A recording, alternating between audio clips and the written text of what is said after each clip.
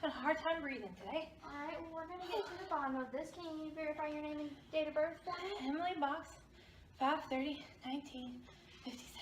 Perfect. Alright, now I'm going to check your vitals. Okay.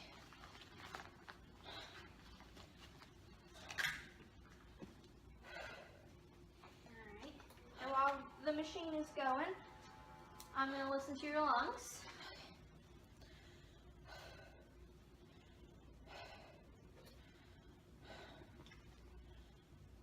Alright, can you sit up for me?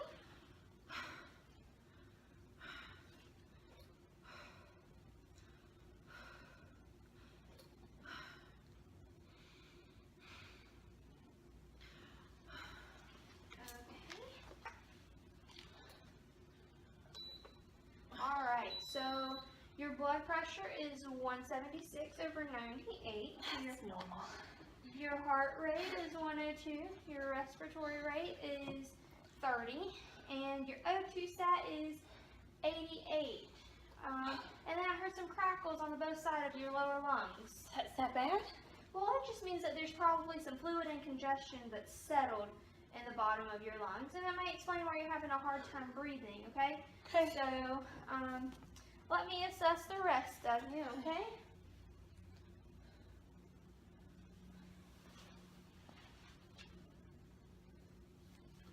Alright, so +1 bilateral pulses in your feet, cool extremities, and a capillary refill time of about 4 seconds. Alright, so I'm going to get some supplemental oxygen to put on you. Try to get up your O2 stat real quick. Alright? Alright, so it's getting up. It's in the 90s now, so that means it's working. And how's your breathing now? Much easier. Yeah. Okay. It says here that you called 911 when you couldn't breathe. Could you tell me more about that? Well, I was mopping my kitchen floor, and then suddenly I just had a really hard time breathing, so I sat down and I had to call 911 because, I just couldn't get a hold of myself. But I had to get a cigarette to calm my nerves. So. Alright, well, was it easier to breathe once you sat down? Took a few minutes, but yeah. Alright, has anything like this happened before? Yeah, but, it wasn't as bad as this go around, so I figured I would call. But, other times I just, try to catch my breath and hoped I didn't die. Alright, well, I'm glad you decided to call 911 this time. You came in, because this can mean something serious, and it's important to get help. Okay. Alright, so you said you grabbed a cigarette to help calm your nerves earlier. How much do you smoke? 2 packs a day for 40 years. It's quite an expensive habit, but it makes me a nice person. Okay, well, do you have any other medical issues? Well, my doctor already said I had high blood pressure, so, that reading's pretty normal for me. And he said I had high cholesterol too, but, I'm not too worried about it. Okay, well, I'm going to let the doctor know all about this, alright? And I'll be back, okay? Okay. Good morning, Ms. Box. My name is Dr. Gibbons. Good morning. So, could you tell me what's going on today? Well, I was having a hard time breathing, but, this oxygen's making that easier, so. Okay, well, upon the notes from your nurse, I've decided to order a chest x-ray to see if there's any fluid in your lungs. I'm also going to order an echocardiogram to see how well the heart is working and if it's pumping effectively. And I'm going to order ECG to monitor to see if there's anything going on with your heart or your heart rhythm. And then I'm going to also order some blood work to see your BNP levels, which are your cardiac enzymes, okay? Okay. All right, I'll be back shortly, okay? Okay. All right.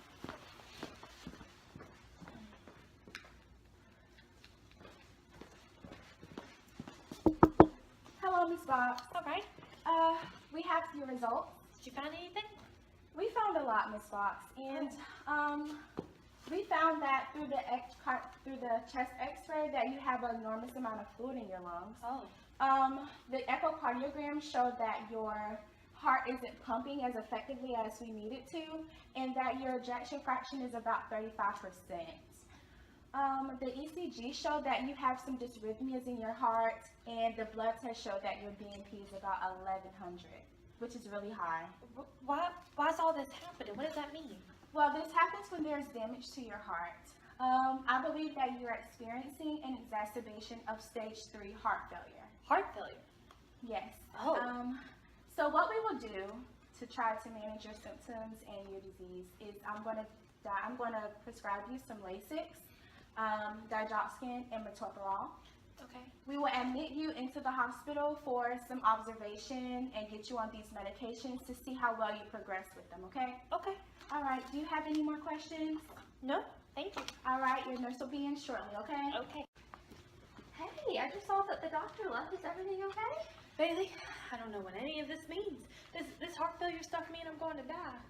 All right, well, let's talk through it, okay? So, heart failure just means that your heart has been working in overdrive for too long. And because your high blood pressure isn't controlled, your heart has been working really hard to give your body the blood that it needs. And after a while, your heart gets tired of working so hard, and so it starts dysfunctioning. And the dysrhythmias in your heart just means that it's an abnormal heart rhythm, and that makes it even harder for the heart to work efficiently. Okay. And an exacerbation just means that your symptoms just get a little bit worse for a while. Okay. And the medications your doctor is prescribing is trying to reduce the workload of your heart and get rid of any extra fluids, and they'll help with your high blood pressure too. That makes more sense, but is there anything I can do about this? Well, there are some lifestyle changes you can make. Like first, you need to reduce the salt in your diet. Oh, I can just take the salt shaker off the table. Well, it involves some more than that. You'll have to start reading nutrition labels on food packages, and you should consume no more than 1,500 milligrams of sodium per day. But I can call the dietitian to come talk to you more about your diet. Okay. Also, smoking can contribute really, really high to your high blood pressure by constricting your blood vessels. I just knew you would bring this up. Well, I really recommend you stop smoking to help lower your blood pressure and reduce the workload of your heart. Smoking is a big factor that can contribute to your heart not working how it should. That's going to be a lot harder than reducing salt. Well, have you ever tried to stop smoking before? Well, I have, but my family does say it's a nasty habit, but so hard. Been doing it so long, so what's the difference really? Well, it can take a few times before you stop smoking for good. So, are you willing to try again? Well, yeah, I don't plan on dying anytime soon, so, yeah, I'll try again. Well, I can help you get connected to a few resources to help you quit smoking if you'd like. That would be good, yeah. Another important thing to do is to weigh yourself at the same time every day. You need to call your doctor if you gain more than 2 pounds in one day. Okay. What about all those meds, though? All right, so Lasix is a diuretic, and you need to take it first thing in the morning because it's going to make you go to the bathroom a lot throughout the day, and you really don't want to get up in the middle of the night to go pee. Digoxin helps your heart contract better, so you need to make sure you have regular follow-ups with your doctor, and because your potassium levels need to be checked regularly. And you also need to call your doctor if you're experiencing any nausea, vomiting, or diarrhea, because this medicine can cause toxicity. Toxicity? Wouldn't that make everything worse? Well, I know it sounds scary, but the benefits really outweigh the risks. But just make sure that you follow up with your doctor and you call him if you have any of those adverse effects. Okay. What about that last med, though? Well, metoprolol helps reduce your blood pressure, and it slows down your heart to make sure that your heart is filling up with blood properly. Okay. But with this, you need to check your heart rate before you take it, because it can slow down your heart rate. If it's lower than 60, then you want to call your doctor because we don't want your heart dropping too low. Oh, no. All right. So with these meds, you want to make sure that you change positions really carefully because they can drop your blood pressure. Like if you stand up too fast, it can make you really dizzy. And so it's helpful to sit down for a second and gather yourself and then stand up. Okay. This is a lot to remember. Well, in this packet, I printed off some papers that you can read to better understand, heart failure and your lifestyle changes, and especially smoking cessation, and your medications. And Dr. Gibbons is also giving you a referral to a cardiologist to follow up with. Okay.